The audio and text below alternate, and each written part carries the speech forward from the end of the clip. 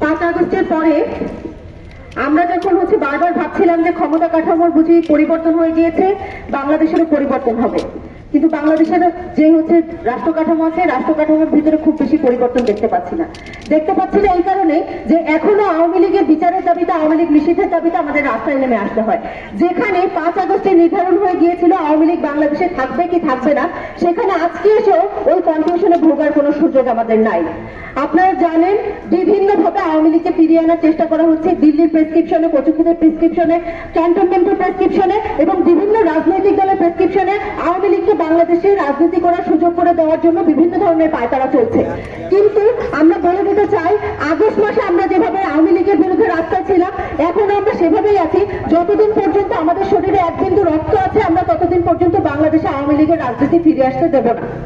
এবং এটা শুধুমাত্র কথা না, আমরা প্রমাণ করে দেখাবো, যতদিন পর্যন্ত আওয়ামী লীগ নিষিদ্ধ না হয়, যতদিন পর্যন্ত আওয়ামী লীগের বিচার না হয়, আমরা রাস্তায় থাকবো। আওয়ামী লীগের বিচার আমরা দেখেই ছাড়বো। আপনারা দেখেছেন আওয়ামী লীগকে বিভিন্নভাবে তকমা দেওয়া হচ্ছে। ভালো আওয়ামী লীগ যারা আগস্ট মাসে গণহত্যায় সরাসরি ছিল না, যারা বিভিন্নভাবে প্রবাসে ছিল, আওয়ামী লীগের বিভিন্ন নেতার সন্তানেরা, তাদেরকে রিফাইন্ড আওয়ামী লীগ নাম দিয়ে নতুন করে বাংলাদেশে ফিরিয়ে আনার চেষ্টা করা হচ্ছে। অথচ আমরা যখন জুলাই আগস্টে গুলির সামনে দাঁড়িয়ে আন্দোলন করছিলাম, যখন আমাদের হাজার হাজার ভাই বোনেরা মারা যাচ্ছিল, গুলির সামনে দাঁড়িয়ে গুলি খেয়ে মারা যাচ্ছিল, তখন আওয়ামী লীগের একটা ওয়ার্ল্ড পর্যায়ের নেতাও কিন্তু কখনো মুখ খোলে নাই। এখন তাদেরকে রিফাইন্ড আওয়ামী লীগ নাম দিয়ে ফিরিয়ে আনার কোনো সুযোগ আমরা দেব না। আমাদের সংগ্রাম ততদিন পর্যন্ত চলবে যতদিন পর্যন্ত আমাদের ক্ষমতা কাঠামো জনতামুখী না হয়। আমরা বিশ্বাস করি জনতামুখী ক্ষমতা ছাড়া কখনো একটা দেশের পরিবর্তন সম্ভব না।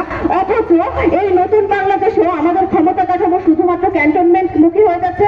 আমাদের ক্ষমতা কাঠামো জনতামুখী না হওয়ার পরিবর্তে আমাদের ক্ষমতা কাঠামো কচুক্ষেত্রমুখী, যেটা আমরা এই বাংলাদেশে কখনো চাই নাই।